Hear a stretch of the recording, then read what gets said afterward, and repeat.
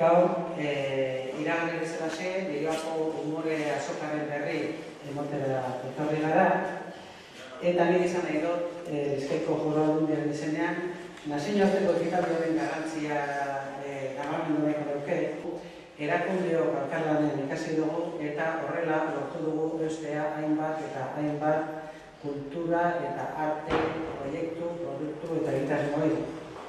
Umore azoka honetan, 43 konpainia izango dira.